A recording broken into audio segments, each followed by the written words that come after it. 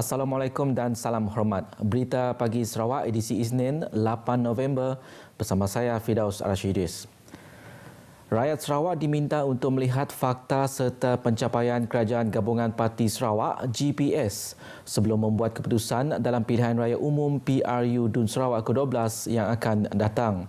Naib Yang di-Pertua Kanan Parti Pesaka Bumi Putera Bersatu PBB, Datuk Seri Fadilah Yusof berkata, kerajaan GPS di bawah kepimpinan Ketua Menteri Datuk Patinggi Abang Johari Tun Openg telah menunjukkan komitmen yang tinggi dalam membawa kesejahteraan kepada rakyat dan pembangunan di negeri ini. Sebahagian dah tercapai, termasuklah hak negeri Sarawak, di mana insya-Allah bulan 12 ini kita akan pindahkan perlembagaan untuk memasukkan MA63 dalam perlembagaan kita. Ini merupakan asas yang dituntut oleh Sarawak dan Sabah. Beliau yang juga Menteri Kanan Kerja Raya memberitahu pembangunan fizikal seperti jalan raya dan bangunan serta infrastruktur asas di negeri ini juga sedang rancak dilaksanakan. Mengulas mengenai persiapan pilihan raya, beliau yakin GPS akan patuh kepada segala prosedur operasi standard yang ditetapkan Suruhanjaya Pilihan Raya selama proses penamaan calon serta proses pengundian bagi mengelak penularan jangkitan virus COVID-19. Datuk Seri Fadilah berkata demikian kepada pemberita RTM selepas lawatan ziarah kasih keluarga Malaysia di kampung Sijijak Matang. Katanya program santai itu diilhamkan oleh Perdana Menteri Datuk Seri Ismail Sabri Yaakob bagi mendekati masyarakat selain menyampaikan sumbangan kepada keluarga yang kurang bernasib baik. Pada pertemuan tersebut juga beliau berkesempatan mendengar permohonan penduduk di kawasan terbabit, antaranya cadangan untuk tambahan jeti konkrit dan penyambungan elektrik di tebingan sungai kampung itu. Dalam perkembangan berkaitan, Jentera Parti Pesaka Bumi Putera Bersatu PBB akan memberi penekanan dalam memperkenalkan logo gabungan Parti Sarawak GPS bagi mengelakkan kekeliruan kepada pengundi di Sarawak. Menteri Kanan Kerja Raya Datuk Seri Fadilah Yusof memberitahu logo GPS merupakan perkara baharu untuk pilihan raya umum PRU Dun Sarawak kali ini kerana ia pertama kali digunakan dan perlu dijelaskan kepada jentera secara keseluruhan untuk menggerakkan parti sekaligus memperkenalkan logo tersebut kepada masyarakat di Sarawak.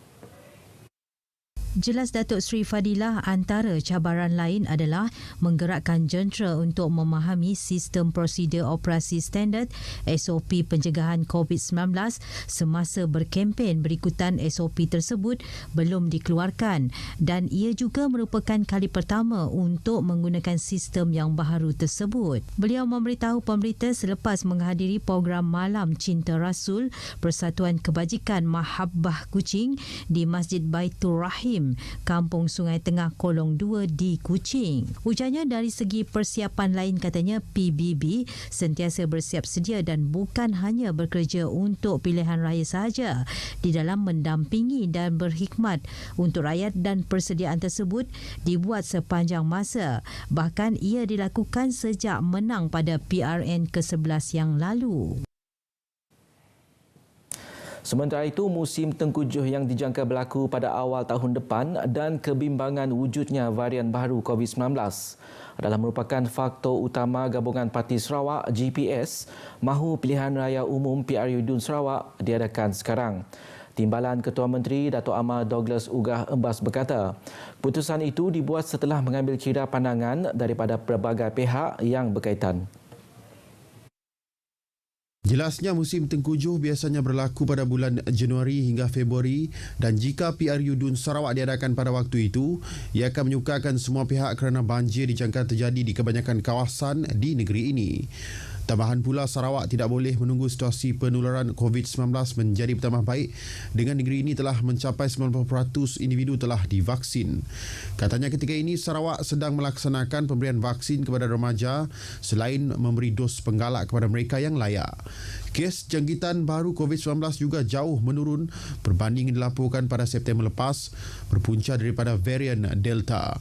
Tambahnya lagi, tiada siapa yang boleh memberi jaminan bahawa tidak akan muncul varian baru yang mungkin lebih berbahaya pada masa depan. Justru Datuk Ahmad Douglas mengingatkan rakyat supaya kekal patuh pada prosedur operasi standard, terutamanya menjelang pilihan raya nanti. Beliau berkata demikian pada perjumpaan hari kedua bersama pemimpin dan ahli pesaka Bumiputera Bersatu Bukit Saban di Sepauh.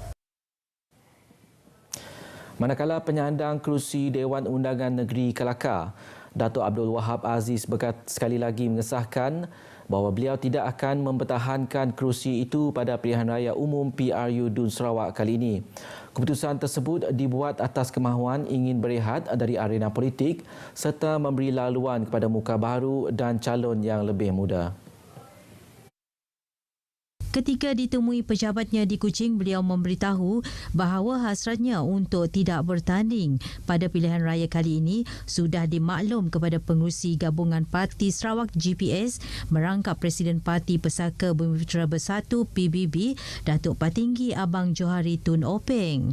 Ketika ini, tugas dan aktiviti parti di DUN tersebut digalas oleh Ketua Cawangan PBB Kelakar, Muhammad Duri. Datuk Abdul Wahab Aziz, 74 tahun, mula menceburi politik pada tahun 1987 namun kalah pada pilihan raya tahun tersebut kepada bekas Setiausaha Kerajaan Negeri Datuk Amar Abang Yusuf Abang Putih yang mewakili Parti Permas sebelum memenangi kerusi Kelakar pada tahun 1991 dan kekal bertahan hingga sekarang. Beliau pernah memegang beberapa jawatan penting dalam Kabinet Negeri Sarawak, antaranya sebagai Menteri Muda Pembangunan Luar Bandar, Menteri Muda Perumahan dan Perancangan Bandar serta Menteri Muda Pembangunan Tanah.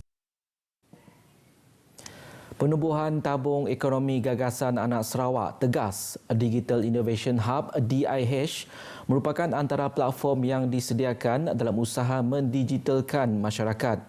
Ia sekaligus membantu masyarakat menjana pendapatan tidak kira di bandar ataupun luar bandar. Ikuti kupasan yang disediakan oleh wartawan Catherine Igan.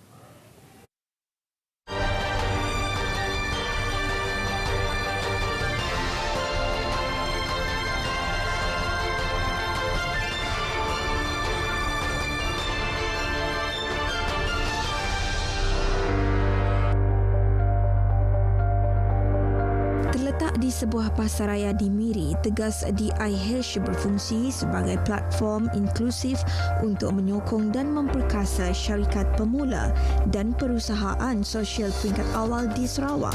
Di samping bekerjasama dengan beberapa syarikat, ia juga tidak meminggirkan komuniti setempat dengan berkolaborasi menerusi berbagai program. Fokus dalam menjalankan program bersama komuniti di mana kami juga turut menjayakan program bersama Ketini Universiti dan juga institusi pengajian tinggi di sekitar Miri. Ia juga banyak membantu masyarakat luar bandar dan pedalaman termasuk kaum penan untuk menjana pendapatan selain mengetengahkan mereka dengan kaedah memasarkan produk secara dalam talian. Salah satu inisiatif daripada kita di Tegas Digital Innovation Hub adalah untuk membantu bukan hanya usahawan dalam bandar tapi juga untuk usahawan luar bandar, dan ini adalah salah satu daripada inisiatif kami lah.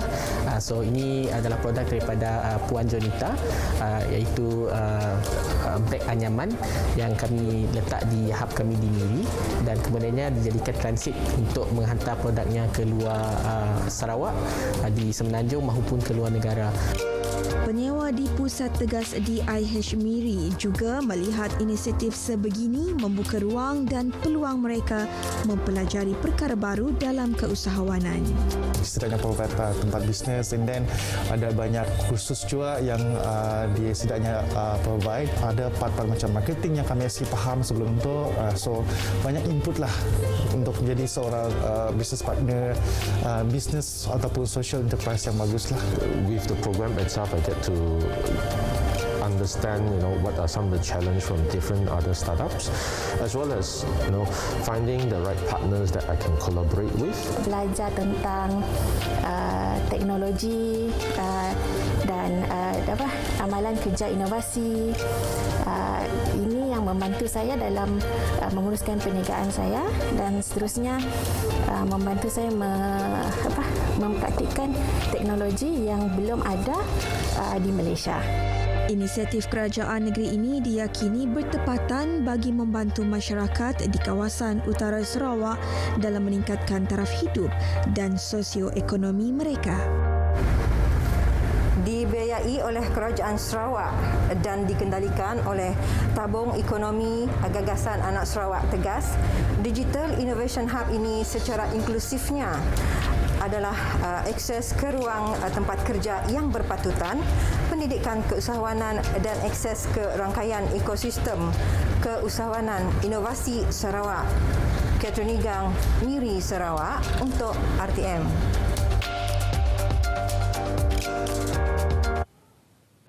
Medan Selera Daro diyakini mampu menjana pendapatan peniaga, terutama pengusaha gerai makanan di kawasan berkenaan.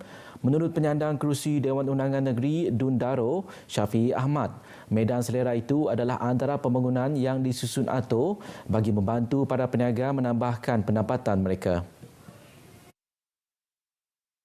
Tempoh yang pertama ini selama 5 tahun, saya banyak beri tumpuan tentang pelaksanaan perkara yang perlu untuk masyarakat kita dan itu merupakan satu landasan untuk kita meneruskan projek-projek ataupun cadangan-cadangan pembangunan yang lain.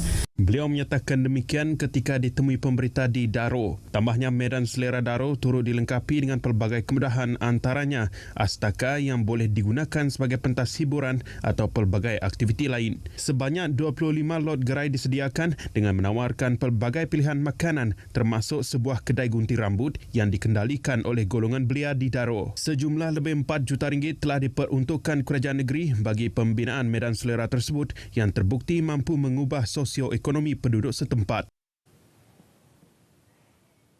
Sekian berita Pagi Sarawak edisi 8 November.